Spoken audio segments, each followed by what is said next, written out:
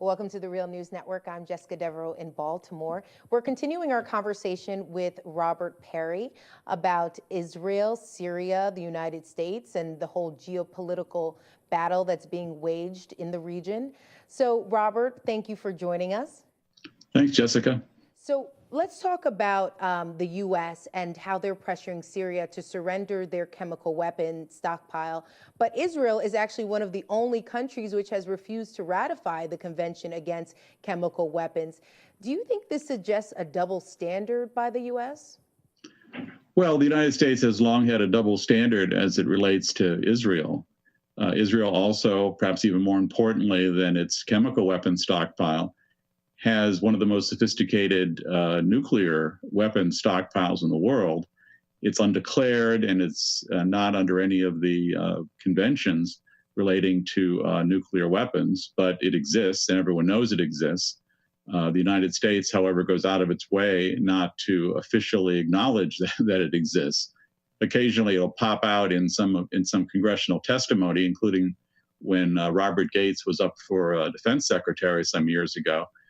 But it's not officially acknowledged. So you have the U.S., which has been very aggressive in going after other countries for just the possibility of having nuclear weapons. That is, in the case of Iraq, the United States invaded because of very dubious and ultimately false suggestions that the Hussein regime might be planning to develop nuclear weapons.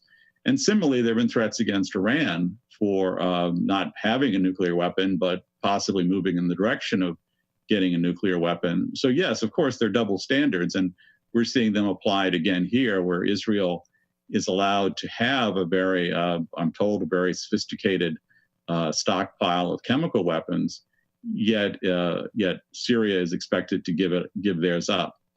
Okay, does that fact really play into this idea that the U.S. and Israel have to be the main players in the region, and any sort of threat to that hegemony will then be challenged? Well, that seems to be the case. I mean, the United States has long had a strong interest in the oil from the region, going back, especially say to the 70s when there were when OPEC was formed and there were embargoes on Arab oil coming to the United States, touching off major political and economic troubles. It was at that point made pretty clear that the United States would trade security in the region, whether for the Saudi royal family or for other of the oil states, for a ready access to the region's oil. And Israel has a special place as well because of its position as this Jewish state that the United States has vowed to protect. So these are major interests for the United States, both economically and in the case of Israel, more politically. But certainly it is how the United States has approached the region in a fairly heavy-handed way. All right. Our final question for you, Robert. I know that you covered the U.S.-backed opposition in Central America, the wars in the 80s. Do you see any parallels in Syria as far as proxy wars and the importance of covert operations when open military strikes are politically unpopular? Basically, is the Obama administration backing away from military strikes but continuing to covertly fund Syrian rebels? Well, one of the similarities between what we saw in the 1980s in Central America and what we're seeing in Syria today, and you can also throw in the Iraq situation a decade ago, is that you have these very fractious insurgent groups or opposition groups that have their own interests and are fairly hard to control. Some are more pliable in the hands of whoever gives them the money than others. In Central America, the Nicaraguan Contras, for instance, were very hard for the Reagan administration to get a particularly good hold of.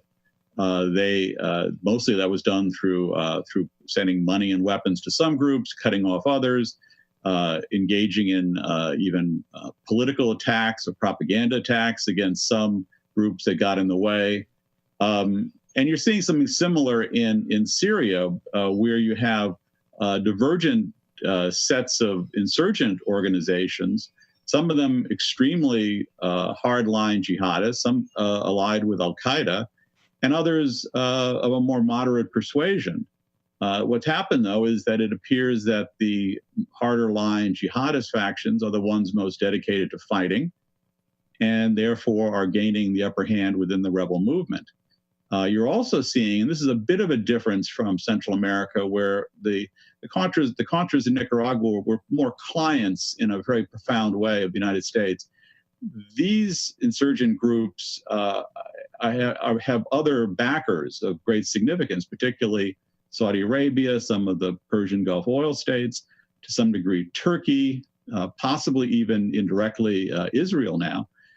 So they are less dependent on the United States, and they're also more willing to defy the United States. This is one of the points lost in much of the mainstream coverage of Syria, is that the Syrian government, despite all its many abuses and flaws, has agreed to take part in peace talks in Geneva in May, and over in the late spring and summer.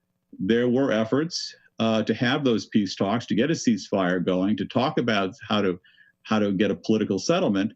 The Assad regime agreed under Russian auspices to send representatives to that negotiation. It was the rebels, the US-backed rebels, who refused, and they continue to refuse. They've set up a whole bunch of preconditions. They want more sophisticated weapons first. They want to get the upper hand in the fighting first. They want Assad to step down first. So the real problem here in terms of settling this conflict right now is, how do you get the rebels, who have many different aspects to them and have many different differences inside them, how do you get them to go to the peace talks and take part responsibly? Right now, the Assad regime is not the obstacle there. It's been the rebels. Okay, well, thank you so much for joining us, Robert.